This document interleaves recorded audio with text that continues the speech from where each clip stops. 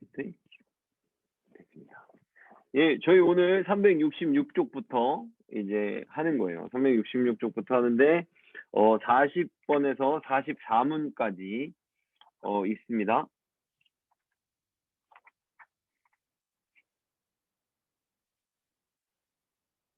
예, 그래서 뒤쪽부터는 조금 더 빨리 나갈 수 있는데 사실 오늘 나오는 내용이 여러분들이 사실 별로 들어본 적이 없을 수도 있는 내용인데 굉장히 논란이 많은 어떤 그런 내용들을 좀 포함하고 있다 보니까 이제 뭐 길진 않지만 오늘은 그래도 한 과만 더 하는 걸로, 한 과만 하는 걸로 그렇게 하도록 하겠습니다. 그래서 일단 40문에서 저희가 이제 그 44문까지 한번 읽어보면 그리스도는 왜 죽음에 이르기까지 자신을 낮추실 필요가 있었습니까? 라고 하면 우리가 예수님이 죽지 않으면 죄의 대가를 치를 수 없었기 때문에 이제 그렇게 죽으실 수밖에 없었다라는 그런 당위성에 대해서 말씀을 하시는 거고, 이제 왜 장사되기까지 하셨습니까? 라고 돼 있는데, 여러분들이 우리가, 지금 뭐라 그러죠? 그, 장로교에서 세례를 받을 때는 그 부분을 많이 강조하진 않지만, 침례교에서 세례를 받을 때는 물 속에 그 사람이 완전히 들어가는 것을 굉장히 중요하게 여겨요. 세례 과정 속에서. 그러니까 우리는 물을 이렇게만 하는데 걔네들이 이제 물에 들어갔다 나와야 된다라고 말하는 게 물에 이렇게 거기에 이제 예를 들어 그 목사님들이 사람을 이렇게 잡고 물로 이렇게 완전히 넣을 때 물 속으로 몸이 완전히 들어가야 돼요. 얼굴까지 다. 그러니까 이제 바다에서 받는 분들도 있는데 굉장히 힘든 경험을 하는 거죠. 근데 그게 뭘 뜻하냐면 완전히 죽었다라는 걸 뜻하거든요. 완전히 죽었다는 걸 좀 더 강조하기 위해서 이제 물속에 완전히 깊이 들어가게 하는 이제 그런 과정들이 있어요. 근데 이제 우리는 꼭 그걸 물에 깊이 넣어서 그 순간을 경험하게 하진 않지만 세례는 내가 예수 그리스도와 십자가에서 함께 죽었다라는 것, 그리고 예수님이 정말로 완전히 죽은 상태에서 다시 살아났다는 것을 강조하기 위해서 예수님이 무덤에 장사되었던 그 과정들이 있었다라고 말하는 거죠. 그래서 이제 이따가 아리마대 요셉이나 어떤 니고데모나 이런 사람들이 나오는데 그 사람들은 실제로 예수님이 부활한다고 말씀을 하셨지만 그럼에도 불구하고 사람의 생각으로서 그 부활이라는 게 어떠한 형태로 진행되는지 전혀 모르는 상태에서 예수님을 장사하기 위해서 뭐 모략과 향품을 준비한다든지 자기의 무덤을 내준다든지 어떤 이런 행위들이 있었죠. 아리마대 요셉이 이제 자기 무덤을 내준 거예요. 왜냐하면 이스라엘은 석회암 지대로 돼 있기 때문에 그거를 무덤을 그냥 이렇게 금방 준비해서 되는 게 아니라 자기네 가족들의 무덤을 아주 오랫동안 그 땅을 파서 만들어야 되기 때문에 미리 준비해 놓곤 해요. 근데 이제 아리마대 요셉이 자기 준비됐던 그 묘를 그 예수님을 위해서 이제 드렸다고 볼 수 있는 부분이고요. 그다음 그리스도가 42문에 우리를 위해 죽으셨다면 우리가 죽어야만 하는 이유는 무엇입니까? 라고 나오는데 예수님이 십자가에서 죽으셨던 그 죽음을 얘기하는 거고 여기서 우리가 죽어야만 하는 이유라는 건 우리가 이제 늙어서 죽잖아요. 생명을 우리가 이제 이 세상을 떠난다고 말하는 그 과정이 지금 우리들에게 갖는 의미가 무엇인지에 대해서 물어보는 거예요. 예, 그래서 그거에 대해서 이제 우리가 나누는 부분이고요. 그다음 43문으로 가면 십자가에서 겪으신 그리스도의 희생과 죽음으로 우리는 어떤 유익을 더 얻습니까? 이제 이렇게 나오죠. 그래서 우리가 이제 여기 나오는 것처럼 내가 예수 그리스도와 십자가에서 함께 죽고 그래서 내가 죽고 성령으로 다시 거듭남으로써 우리가 이걸 보면서 제일 강조해왔던 하이델베르그 교리문답에서 계속 강조해왔던 게 뭐냐면 이따가도 또 나오겠지만 원래 우리가 예수님을 만나기 전에 우리가 성령으로 거듭나기 전에 우리들은 죄의 소욕들이 우리들에게 일었을 때 절대로 이길 수 없다 그랬죠. 하지만 이제 우리가 예수님을 만난 이후에는 성령이 우리를 도와주시면 우리가 그 죄의 유혹들을 이겨낼 수 있는 그런 상태에 이르게 된다.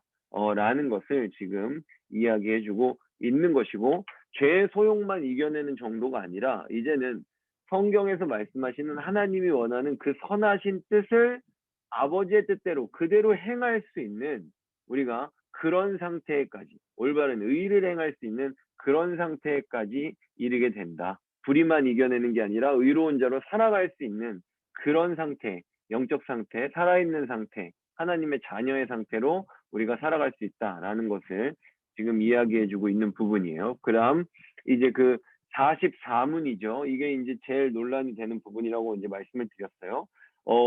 지금 우리가 가지고 있는 사도신경에는 이것이 나와 있지 않아요. 그러나 후대에 발견되는 사도신경에 이 부분이 첨가되어 있는 것들이 발견되고 있어요. 사도신경은 한 가지 버전만 있는 게 아니에요. 근데 그 여러 가지 버전들 중에 후대에 발견되는 사도신경들에는 상당수가 예수님이 지옥에 내려 가시고라는 기록이 돼 있어요.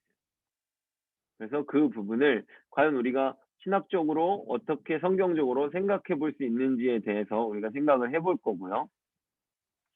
그 부분을 저희가 한번 다뤄보는 걸로 하겠습니다. 그 다음에 이제 368쪽으로 한번 저희가 넘어가면요. 368쪽으로 한번 넘어가면 이제 여기에 이제 그 근거 성구에 그 이제 컬럼이 왼쪽 하나 오른쪽 하나 있는데 오른쪽 거에 보면 중간에 38절 보면 그 아리마대 요셉 나오는 거 있죠. 니고데모 그 나오는 거 있는데 제가 예전에 한번 언급한 적이 있는데 여기서 그 니고데모가 모략과 침향 섞은 것을 100리트라쯤 가져오느라 이렇게 돼 있죠. 100리트라. 근데 이 옥합을 깬 여인이 있잖아요. 예수님한테. 그 여인이 옥합을 깼을 때 이제 가룟 유다가 그런 말을 해요. 그거를 헌금을 했으면 얼마나 좋았겠냐. 막 그 저 비싼 걸 깼다. 막 이제 이렇게 하면서 그것의 값어치가 보통 사람들의 1년 품삯이라고 말해요. 그게 이제 그 여인이 근데 보통 그 여인이 깬 그 양이 1리트라예요. 그러니까 니고데모는 엄청나게 부자였던 거죠, 사실은.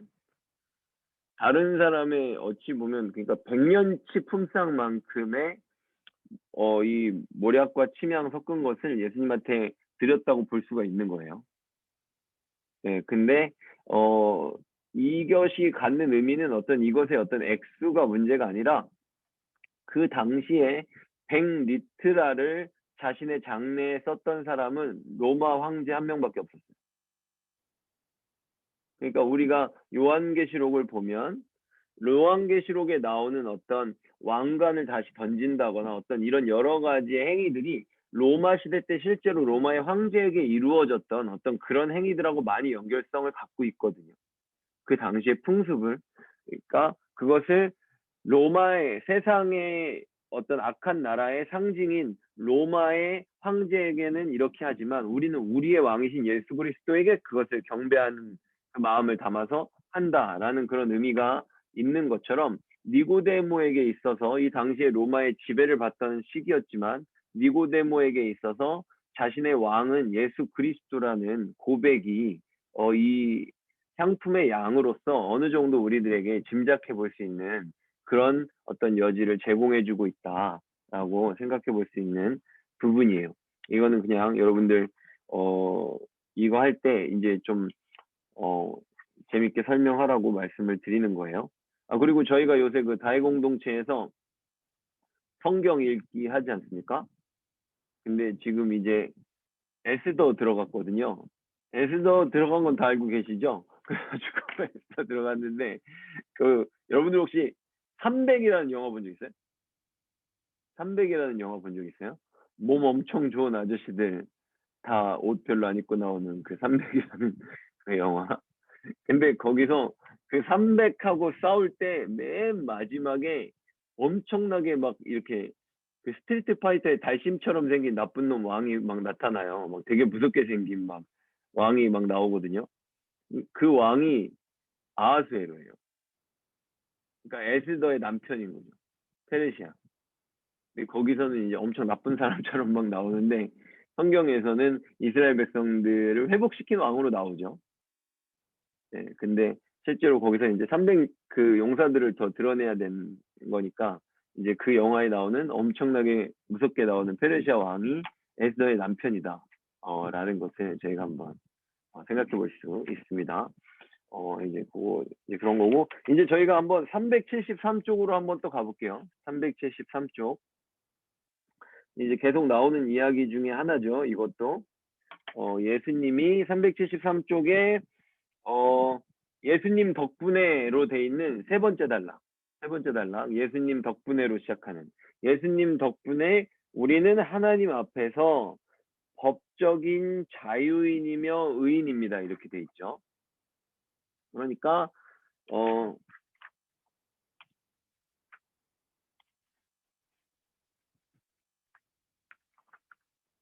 우리가 이제 법적으로 자유하다라고 이제 말을 하고 있는 거죠. 그래서 이것이 379쪽으로 한번 가볼게요. 379쪽. 379쪽에 가서 한번 이 부분을 다시 한번 설명해 보도록 하겠습니다. 우리가 알아보도록. 이제 379쪽에 뭐냐면 웨스트민스터 신앙고백 9장의 내용과 해설에서 이 부분이 너무 잘 설명되고 있으니까 이것을 이제 여기서 이제 설명해 주고 계세요. 2번에 화살표 있는데 그러면 무죄 상태에서의 자유의지. 그러니까 이것은 아담과 하와가 타락하기 전에 갖고 있던 자유의지를 나타내는. 그럼 하나님이 그 자유의지를 주시면서 억지로 나를 사랑하게 만드는 것이 아니라 자신이 스스로 의지를 내서 하나님을 진짜로 사랑하기 할 수 있도록 그렇게 자유의지를 아담과 하와에게 주신 거죠. 그러니까 그 자유의지를 갖고 아담과 하와는 하나님을 사랑할 수도 있었고 범죄를 할 수도 있었던 거예요. 그러니까 하나님이 주신 최초의 자유의지는 굉장히 어찌 보면 좀 중성적인 자유의지였다. 그러니까 선과 악의 선택의 여지가 있는 그런 자유의지를 주셨었다라고 보는 거예요. 그렇게 이제 우리가 이해를 하는 거고 그 다음에 3번으로 가면 사람이 타락한 상태에 갖고 있는 자유의지. 지금 우리 이 세상에 살고 있는 사람들이 예수님을 아직 안 만났을 때 갖고 있는 자유의지는 사람은 자기 혼자서는 자기가 죄인인지를 모르기 때문에 나는 내가 하고 싶으면 하고 하고 싶지 않으면 하지 않을 수 있다고 생각하지만 타락한 아담의 자손으로 태어난 사람들이 갖고 있는 자유의지는 바로 유죄 상태에서의 자유의지다라고 말하는 것처럼 그러니까 죄를 지을 수밖에 없다는 거예요. 아무리 내가 원하는 것으로 한다고 해도 예수 그리스도를 통해서 우리가 죄를 씻지 않은 상태에서 행하는 나의 의지들이기 때문에 그 모든 것들이 죄성을 가지고 있다라고 말하는 거죠. 그 다음에 4번으로 가면 은혜 상태의 자유의지가 있어요. 이것은 뭐냐면 우리가 아직 예수님을 믿었지만 천국에 가지 않았을 때 이 세상에서 지금 바로 저와 여러분들인 거죠. 예수님을 믿고 우리가 말씀을 알고 성령의 도우심을 받으면서 살아가는 우리들의 자유의지에 대해서 얘기하는 거예요. 그래서 그 또 화살표가 되어 있는 은혜 상태의 자유의지를 보면 옛사람은 죽었고 죄의 결박에서는 해방이 됐어요. 근데 그 뒤에서부터가 중요해요. 그러나 우리의 옛사람이 죽었다고 해서 우리가 완전하게 새 사람이 된 것은 아니다라고 말하고 있어요. 왜냐하면 육을 가지고 있기 때문에 그래요. 우리의 육에 여전히 부패성이 남아있기 때문에 그 죄를 짓고자 하는 유혹들이 우리들에게 계속 있고 우리가 죄를 여전히 짓고자 하는 그 마음들이 끊임없이 우리 마음속에서 일어난다는 거죠. 그래서 사도 바울이 뭐라 그래요? 내 안에 두 가지의 내 몸은 죄를 짓기 원하고 나의 영은 아버지의 뜻을 따라 살기를 원하고 이 두 가지가 매일 싸우고 있다 라는 얘기를 하죠. 그렇기 때문에 내 안에서 죄를 짓고자 하는 어떤 그런 마음들이 든다고 해서 우리들이 가지고 있는 구원의 확신이 흔들리면 안 된다. 라는 지금 그 얘기를 해주고 있는 거죠. 그 다음에 이제 5번으로 가서 영광 상태의 자유의지다라고 말하는 것은 우리가 이 세상에서 사는 동안에는 성화되어 가는 거예요. 그게 4번에서 말하는 거예요. 내가 죄를 짓고 싶은데 그 죄 짓고 싶은 마음을 성령의 도우심으로 이겨내서 그 죄를 짓지 않고 하나님이 원하시는 모습을 갖춰가는 것이 우리는 성화되어지는 거예요. 그래서 그것을 그 sanctification이라고 말해요. 근데 sanctification은 이 세상에서 하는 거고, 그 다음 이 세상에 살던 사람이 죽으면 그 사람은 그 glorification이라고 해서 영화된다라고 말해요. 영광스러운 상태에 이르게 된다. 더 이상 이제 육이 없잖아요. 그렇죠? 그러니까 더 이상 죄의 유혹을 받지 않는 거예요. 죄 짓지 않고 하나님이 원하시는 삶만 살아갈 수 있는 그 죽은 다음, 육신의 죽음이 지난 그 후의 상태. 물론 최종적으로는 새하늘과 새 땅에 예수님의 재림이 이루어진 그곳에서 사는 상태를 말하겠지만, 지금 천국에 들어가 있는 사람들도 죄를 짓진 않죠. 그죠?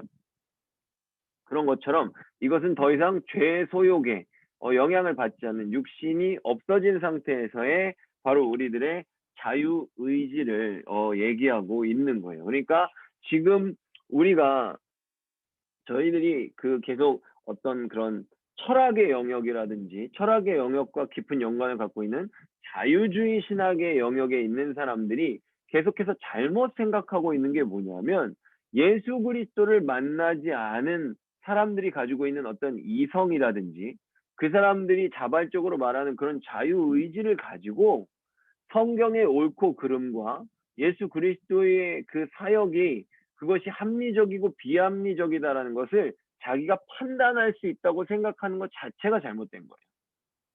왜냐하면 죄성을 가진 인간이 죄가 없는 예수 그리스도의 사역을 판단할 수 없기 때문이죠. 근데 그것을 그 사람들은 판단할 수 있다고 생각하는 것 자체가, 이 세상의 이치를 보고 내가 그 이치를 깨달을 수 있다고 생각하는 자체가 이미 자신에게 죄가 있다는 것을 인정하지 않는 모습에서 시작하는 것이죠. 그래서 대부분의 자유주의 신학자들은 인간의 원죄를 잘 인정하지 않습니다. 왜? 원죄를 인정하는 즉시 내가 갖고 있는 내 생각과 내 렌즈, 내 이성의 어떤 그런 풀이들이 힘을 발휘하지 못하잖아요. 올바른 판단이 아닌 게 되기 때문이죠. 그래서 이제 법적인 자유인이며 의인이다라는 부분, 아까 373쪽에서 제가 말한 것이 바로 이겁니다. 우리가 예수 그리스도를 믿었다고 해서 하나님이 볼 때 100% 의로운 삶을 살아가고 언제나 올바른 판단만을 내리며 살아가는 것이 아니라는 거예요. 우리들은 하나님 안에서 끊임없이 지금도 성장해 가는 거죠. 하나님이 옳다고 하는 것을 하기 위해서 노력하면서 기도하고 성령께 도우심을 간구하면서 그런 삶을 살아가기 위해 노력하는 거죠. 하지만 우리가, 제가 여러분들한테 계란으로 설명한 것처럼 이게 뭐냐면, 계란이 하얀 껍데기로 계란이 온전한 계란을 갖고 있어야 구원을 받을 수 있다고 한번 생각해 보세요. 근데 예수 그리스도를 안 믿는 사람들은 계란 껍데기 자체가 없는 거예요. 그래서 구원을 받지 못해. 근데 우리가 예수 그리스도를 믿으면 이 계란 껍데기를 하나님이 우리한테 다 씌워주는 거예요. 그러면 우리는, 예수 그리스도를 믿은 사람은 언제 죽어도 바로 구원을 받을 수 있어요. 그러나 우리가 언제 죽을지는 하나님만 아시잖아요. 그러니까 우리가 살아가는 동안에 이 계란의 속을 채워간다고 생각해 보세요. 정말 제대로 된 계란이 되기 위해서 점점 이 속을 채워가는 삶을 사는 거예요. 하지만 계란 껍데기, 바로 예수 그리스도의 의를 보고 우리를 구원해 주시는 거기 때문에 우리는 그걸 채우는 과정 속에서 언제 죽어도 예수 그리스도를 보고 구원해 주시는 거기 때문에 우리가 구원을 받는 데는 문제가 없는 거예요. 그게 바로 법적으로 우리들의 죄의 문제가 해결됐다는 거죠. 그러나 사람들이 사는 어떤 그런 노력이나 어떤 노력이 아니죠. 하나님, 그러니까 시간에 따라서 내가 나의 죄의 습관들을 없애는 시간을 살 수 있는 거죠. 성화의 시간. 성화의 시간을 살면서 성화가 많이 된 사람은 이 계란 속을 더 많이 채우고, 그죠? 더 많이 채우고 천국에 갈 수 있겠죠. 그러나 예를 들어 우평강도를 한번 생각해 보세요. 우평강도는 뭐 계란 속을 채울 시간이 없어요. 십자가에서 달려있는 상태에 예수님을 믿었기 때문에.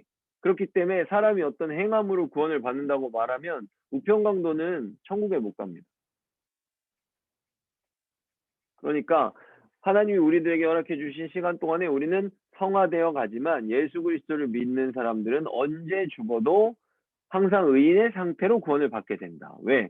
법적으로 의인임이 이미 선포될 때 우리는 계란 껍데기를 받았기 때문이다 라고 말하는 거죠. 그러나 제가 여러분들에게 말했듯이 천주교는 계란의 속을 인생을 살면서 다 꽉 채우지 못하면 절대로 껍데기를 주지 않는다라는 논리를 따르고 있어요. 그래서 여러분들이 이제 요 뒤에 이제 저희가 여러분들이 그 내용을 보셨겠지만 그 381쪽으로 가면 님보하고 연옥이라는 단어가 나오죠.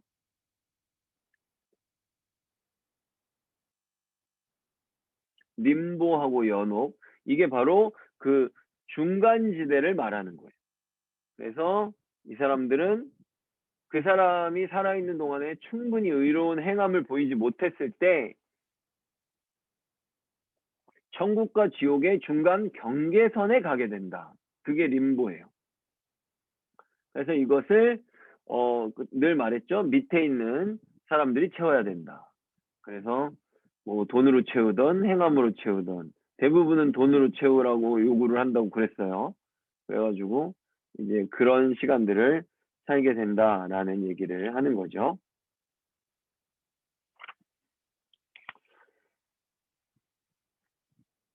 자, 근데 이제 그러면 우리가 한번 383쪽으로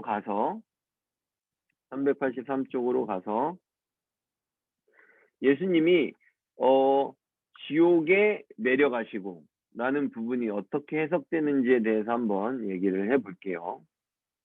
예수님이 지옥에 내려가서 복음을 전하셨다 라고 이것을 해석하는 분들이 있어요. 그게 바로 카톨릭인 거예요. 그래서 카톨릭은 바로 여기를 지옥으로 보지 않고 연옥으로 보는 거죠. 다 못 채우고 간 사람들이 거기에 대기하고 있었는데 걔네들이 지옥으로 완전히 간 건 아닌데 그들에게 예수님이 가서 복음을 전함으로써 그들이 거기서 또 다른 구원의 기회를 얻었다 라고 보는 게 이제 이 카톨릭의 입장이에요. 그러나 우리들은 누가복음에 나오는 부자와 거지 나사로의 예시를 보면서 한 번 죽은 사람, 그러니까 우리들에게 천국과 지옥의 기회가 있는 것은 이 세상에서 육을 갖고 있을 때뿐이고 우리가 죽은 이후에는 그 둘 사이에 정해진 것들이 달라질 수 없다라는 기준 하에서 예수님이 지옥에 내려갔다라고 하는 것은 우리가 육신의 죄인이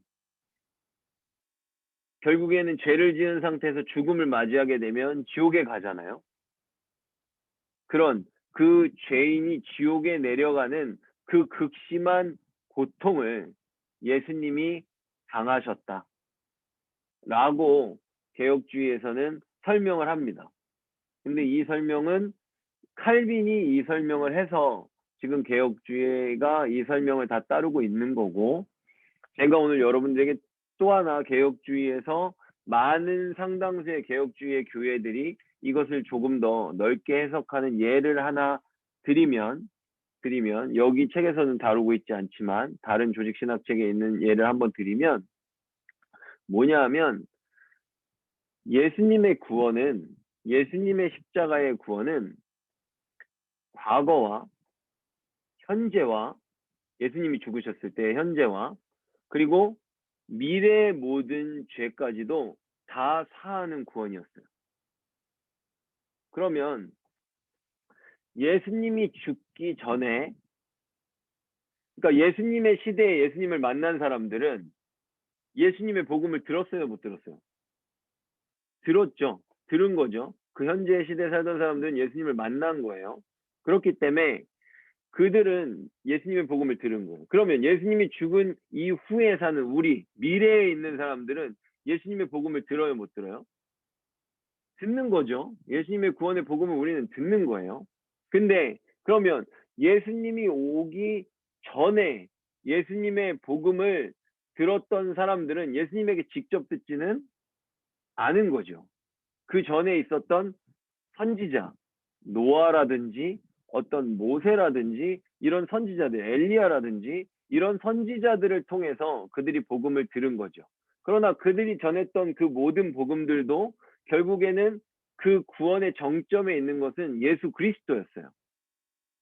예수 그리스도였어요. 그러니까 예수님이 십자가에서 죽으심으로써 과거에 전해졌던 복음, 현재 전해진 복음, 그리고 미래에 전해지는 모든 복음까지도 예수 그리스도를 통해 완전히 성취됐다는 것을 예수님이 십자가의 사건을 이루시고 유일하게 예수님에게 직접 복음을 듣지 못했던 예수님의 시대 이전에 살았던 그 영혼들에게까지도 그 복음이 바로 예수 그리스도가 그 복음의 주인공이었다는 것이 온 세계 만방에 선포되었다. 라는 차원에서 이걸 보는 거예요. 예수님 전에 예수님한테 직접 복음을 안 들었어도 지옥에 안 가고 천국에 간 사람들은 상관이 없죠. 그죠? 하나님을 믿고 간 거기 때문에. 근데 예수님 시대니까 우리가 6가지의 영역으로 나눌 수 있는 거예요. 예수님이 나타나기 전에 과거 시대에 천국과 지옥에 있는 사람들, 그리고 예수님과 동시대를 살았던 천국과 지옥에 있는 사람들, 예수님의 미래에 있던 천국과 지옥에 있는 사람들. 근데 유일하게 예수 그리스도의 복음의 가장 사각지대는 예수님이 오시기 전에 지옥에 간 사람들이란 말이죠. 그러니까 예수 그리스도의 복음이 이 사람들에게까지도 하나님의 복음이 예수 그리스도를 통해 이 모든 구원이 이루어졌다는 게 선포되었다라는 거예요. 근데 이것이 왜 이러한 과정을 갖게 되냐면, 왜 이러한 설명을 하게 되냐면, 하나님이 우리들을 창조하신 이유는 하나님을 알려주시기 위함이에요. 하나님이 창조주이고 전능자이고 우리들의 아버지이심을 알려주시기 위해서, 그래서 하나님은 그런 우리들에게 영광 받으시기 위해서 하나님이라는 분을 완전히 드러내심으로써 그래서 이 세상을 창조하신 거예요. 근데 하나님에게 그럼 제일 중요한 건 뭐냐? 그것이 이미 죽은 영혼이든 살아있는 영혼이든 미래에 나타날 영혼들이든지 간에 누구든지 간에 하나님이 누군지 알려주는 게 중요한데, 예수 그리스도 이전에 노아의 시대 때 범죄함으로 죽은 영혼들은 예수 그리스도를 통해 하나님의 구원이 완전히 이루어졌다는 것을 하나님이 그들이 죽었을지언정 하나님을 알려주시는 것이 하나님의 창조의 목적에 더 부합된다고 보는 거죠. 이게 말이 굉장히 어려워요. 여러분들 이 부분이 혹시 이해가 안 되면 저에게 또 얘기를 해도 되고, 이해가 안 되면 꼬일 것 같으면 안 해도 돼요. 안 해도 되는데, 이게 이 설명이 사실은 이걸 갖고 굉장히 많이 고민을 하다 보면 이 입장이 칼빈이 정한 입장도 중요하지만 본문을 갖고 설명할 때는 이것이 더 약간 확실하긴 해요. 그러니까 어떤 사람들은 그렇게 생각할 수 있어요. 아니 이미 지옥에 가 있는 애한테 가가지고 그것을 하나님이 누군지 알려주면 그게 뭐가 그렇게 중요해. 어차피 걔는 지옥에서 사는데 살려주지도 않을 거면서 거기 가서 놀리는 거야 뭐야. 이렇게 생각할 수 있어요.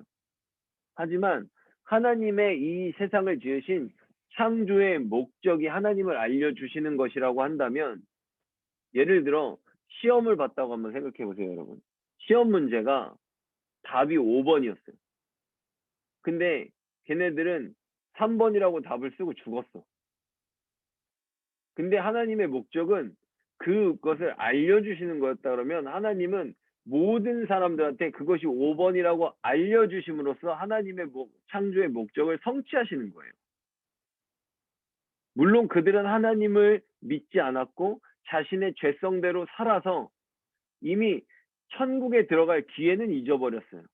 그러나 자기가 뭘 잘못했는지도 모르고 지옥에 가 있는 그 영혼들에게 하나님은 너희들이 왜 지옥에 가 있는지 알려주시는 거예요.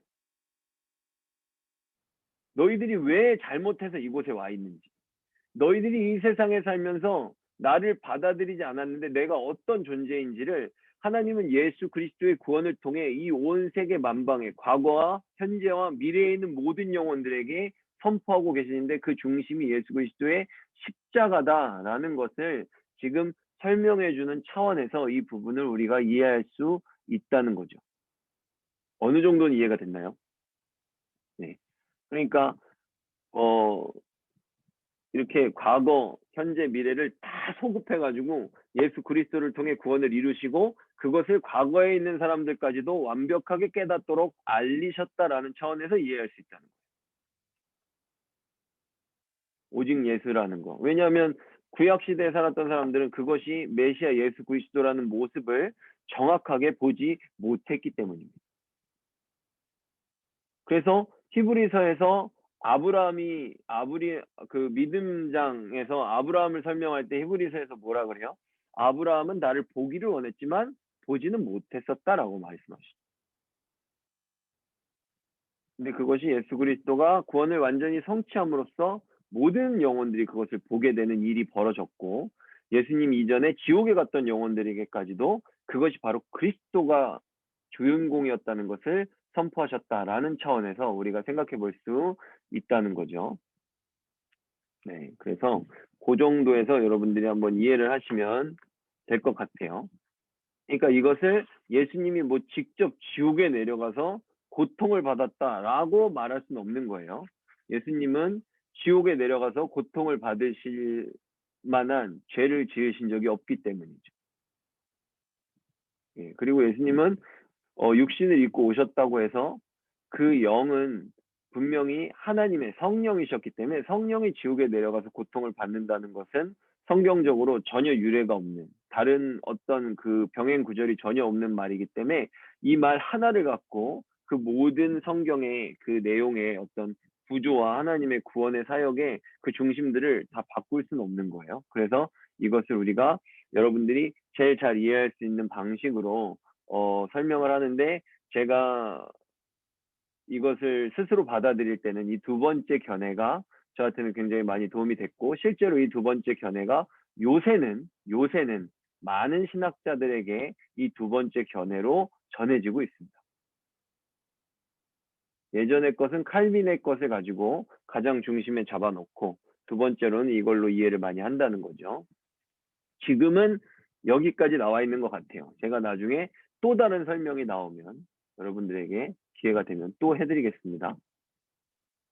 네, 그래서 여기까지고, 혹시 다른 거에 대한 질문이 있으면 해 주셔도 되고요.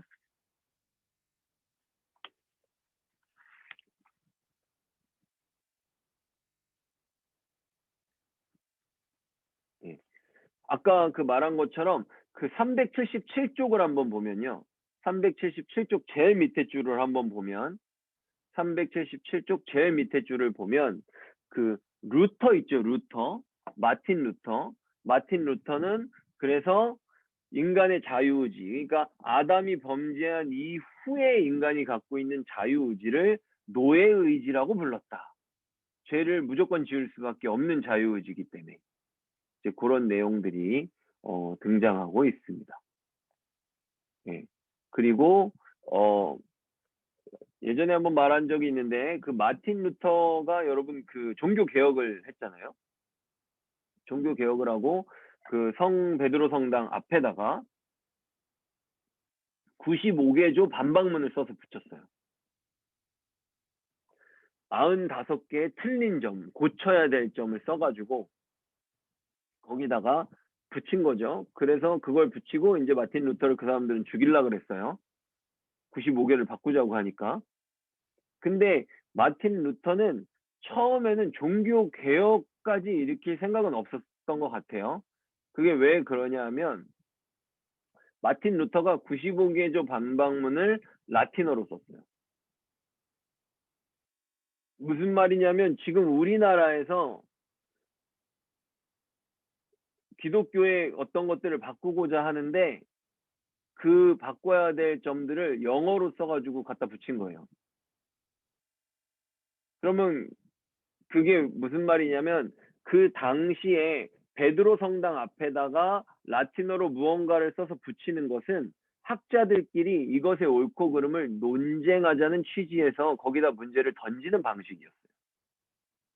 그렇기 때문에 마틴 루터는 우리가 이것을 고쳐서, 교수였으니까 그때 시편을 가르치는 교수였어요. 그러니까 우리가 이것을 정확하게 다시 정립해서 제대로 된 복음을 전하자는 취지에서 썼는데, 그것을 받아들이는 사람 입장에서 그것을 받아들이면 자신들이 갖고 있는 모든 세상적인 권위를 내려놔야 될 것 같으니까 마틴 루터를 죽이려고 든 거고, 마틴 루터가 그들의 반응을 보고서 아, 이거는 얘네들하고 말로 해서 될 문제가 아니구나 라고 해서 그것을 자신의 인생의 어떤 소명으로 받아들이고 종교 개혁까지 이어지게 됐던 어떤 그런 사건으로 볼 수 있는 거죠. 예. 미국에서 그 마틴 루터킹 목사님도 있잖아요. 마틴 루터킹 목사님도 처음에는 그걸 제일 괴로워했었대요. 이렇게까지 일을 크게 벌리려고 했던 게 아니었는데 너무 중간에 일이 커지니까 그걸 괴로워했었고, 나중에는 아, 이게 하나님이 나한테 주신 사명이구나, 이래서 내가 이걸 위해서 죽어야 되겠다라고 하고 어떤 전진했던 어떤 그런 일들이 있었다는 거죠. 왜냐하면 백인들의 반응이 야, 우리 평등하게 살자라고 했는데 그래 그러자 이렇게 나오지 않은 거죠.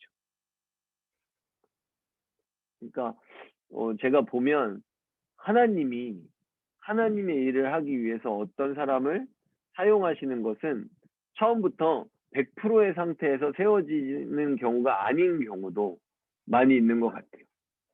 여러분들 혹시 그런 거 없나요?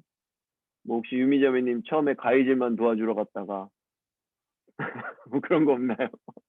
가위질만 도와주러 갔다가 거기 게시판을 만들고 있고 막 이런 일인데, 예, 가볍게 시작하려고 그랬는데 하나님이 그 재능을 갖고 끝까지 가게 하시는 그런 경우들은 어 있는 것 같아요. 근데 그게 하나님이 우리를 만들어 가시는 과정으로 볼 수 있어요. 그러니까 아주 쉽게 말해서 그렇게 생각할 수 있어요. 왜냐하면 그게 우리가 죄성을 갖고 있기 때문에 그래요. 사람은 끝을 말해주면 잘할 것 같죠? 절대로 안 합니다. 여러분들 한번 생각해 보세요. 누가 이렇게 공부를 해가지고 열심히 해가지고 걔가 막 무슨 뭐 유명한 뭐 노벨상을 탔어. 그럼 그 걔가 막 초등학교 2학년 때, 초등학교 3학년 때, 야 너는 노벨상을 탈 거야, 이렇게 하면 걔 노벨상 못 탈 가능성이 훨씬 커요. 근데 나중에 30살 돼가지고 걔가 뭐라 할까, 노벨상 못 타면 왜 준다고 해놓고 안 줘요 하나님, 이러겠죠. 하나님이 우리를 만들어 가시는데 그것이 하나님이 우리를 속여서 끌어들인 게 아니라 인간의 죄성이 하나님이 우리들에게 모든 걸 다 줘버리면 교만해지는 그런 죄성을 갖고 있어서 우리를 만들어 가신다라는 차원에서 받아들이면 더 인격적으로 이해할 수 있을 것 같습니다. 예, 오늘은 여기까지고 질문 없으면 제가 기도하고 마치겠습니다.